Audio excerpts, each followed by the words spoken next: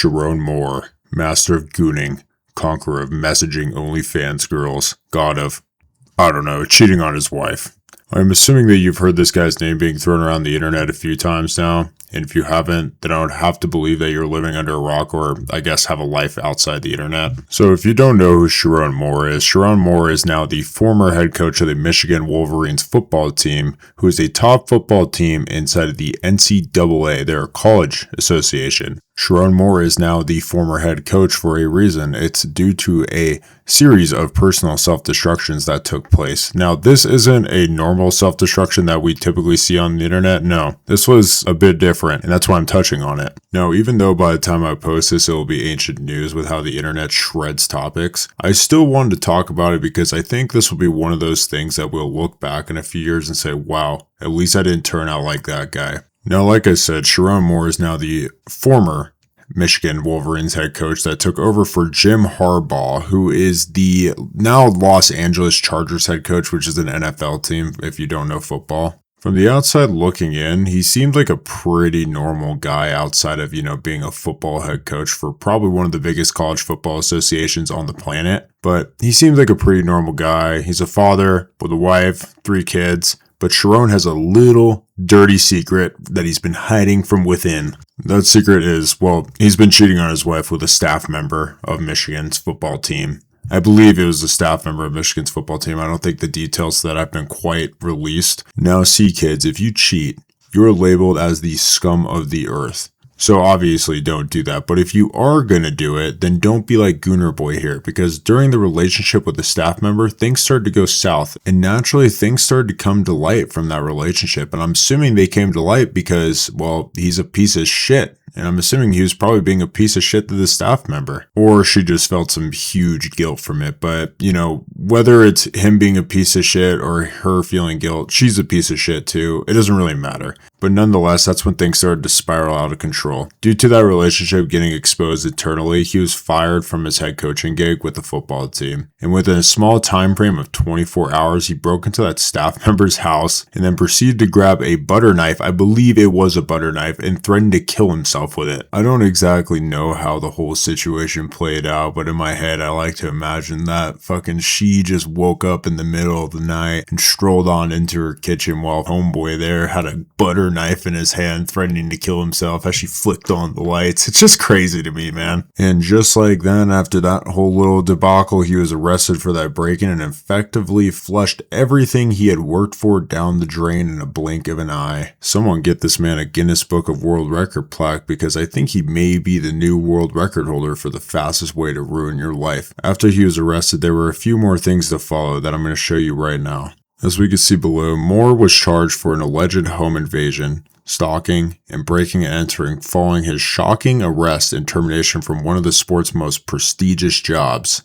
Which, by the way, we'll go over his salary from this prestigious job later on in the video, but to say the least, it's just crazy that he threw this all away for basically nothing. The alleged home invasion is a felony, while the other 2 charges were filed with misdemeanors against Moore, who has been held at the, I'm going to butcher this, Washtenaw County Jail about 4 miles from the Michigan Stadium, where he had been the head of the Story Wolverines football program. Moore appeared in a video feed, which we'll not be going over in this video, wearing an all-white jail uniform, and heard authorities explain how he allegedly lashed out over the romantic relationship that had ended. Basically, to put some context behind the video and what it actually shows, it's going to be what I show below and kind of what I've been explaining. So now to reiterate with what I just said with the following statement. The victim had been in a years-long relationship with the married Moore, when she allegedly broke it off with him on Monday. According to Kat Rezmersky, sorry if I butchered that, first assistant prosecutor for the Washtenaw County. God, I am just butchering all these damn things. I'm so sorry. Moore allegedly reacted by making numerous phone calls and sending numerous texts before the woman eventually presented herself to the University of Michigan and cooperated in some form of investigation, according to, I'm not even going to try to pronounce her name again, Moore allegedly barged into the woman's home through an unlocked door without permission on Wednesday and grabbed 2 butter knives. I knew I was right about the butter knife shit. He was Halo 2 dual wielding those fucking things and had a pair of scissors. Man had the fucking meta Call of Duty Warzone fucking loadout, dude. Wonder if he was slide canceling all over the fucking kitchen, dude. I have no idea. But he then told her, "I'm going to kill myself." Rezmirsky, I think I got it that time, told the court, quoting the defendant's alleged words to the victim, "I am going to make you watch my blood is on your hands. You ruined my life." Now, see, that quote doesn't really make much sense in my brain. I think it's kind of illiterate, if you ask me, which is kind of hypocritical because I can't even pronounce 2 of the fucking words in this whole statement. But anyways, back to it. The woman called her lawyer and told Moore she was going to call police before he left, prosecutors said. Moore was picked up without incident, police said. Without incident, it said. That's crazy, man. I expected him just to be wild-wying those fucking butter knives, dude, chucking them out the police, but I guess not. They got a lucky break, I suppose. But anyways, Buddy went a little bit cuckoo over here, to say the least, saying that "I'm going to make you watch my blood is on your hands. You ruined my life." First of all, that is completely insane. But dude, you just dropped the gaslight of all gaslights, saying that she destroyed your life, when in reality, you destroyed your own life. You literally cheated on your own wife, decided to have an internal affair, then decided to break into her house. Whoever the assistant is, she's a piece of shit. But for this dude to accuse her of destroying his life is a wild take. The fact that he also threatened to kill himself right in front of her is some mental asylum shit. Send her to Arkham Asylum, or that asylum from Call of Duty Zombies, Verrucht I think it's called, because that's where he belongs. And if you were to tell me that all this happened in a day, 24-hour period, I would call you crazy. Well, besides the affair, that was obviously going on for a while. But one of the main reasons I actually wanted to make this video in the first place is because there's some things that are going on after the arrests that are happening right now that are coming out. And I think there's going to be a lot more info to come out in the future. So maybe expect a part 2 on this. I'm not too sure. That being the accusations towards texting OnlyFans models and attending Diddy parties. Like, of course, the king of all fucking Gooners is attending Diddy parties and texting millions of OnlyFans models, which, let's go over the OnlyFans models. An OnlyFans model said fired Michigan football coach Sherrone Moore slid into her messages. As it was revealed Thursday, he follows dozens of other OnlyFans and Instagram models, and once attended a party thrown by Sean Diddy Combs. The 39-year-old, $30 million head coach, by the way, who is jailed on assault allegations following his dramatic firing for an inappropriate relationship Wednesday, sent fitness influencer and Mia Sorority, oh my god, I'm horrible at pronouncing names, flirting messages, she said. And then she doubles down and says, "I wasn't surprised he was in my DMs trying to risk it all with an OnlyFans model."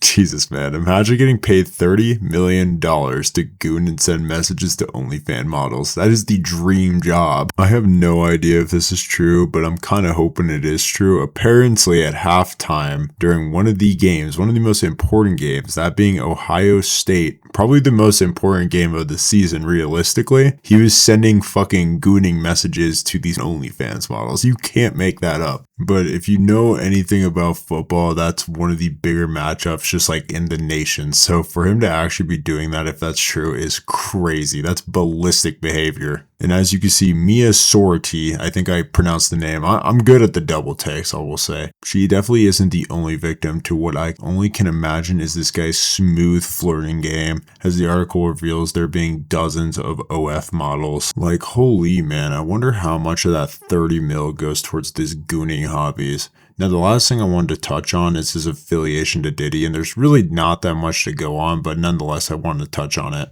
What a great week in Paris. Such a blessing to be a part of the Michigan family. Off to the villa for the weekend to enjoy the Kentucky Derby. Hashtag Kentucky Derby festivities at whatever the hell that says. Hosted by @Diddy tonight to start it off. Hashtag Bonjour Blue. Hashtag Can't Stop Won't Stop. He wrote that on May 4th, 2018, and it fucking shows, dude. That is cringe to read. Moore went to party at the Louisville Palace Hotel, which reportedly boasted themed VIP rooms, which we already know what those are if you know anything about Diddy.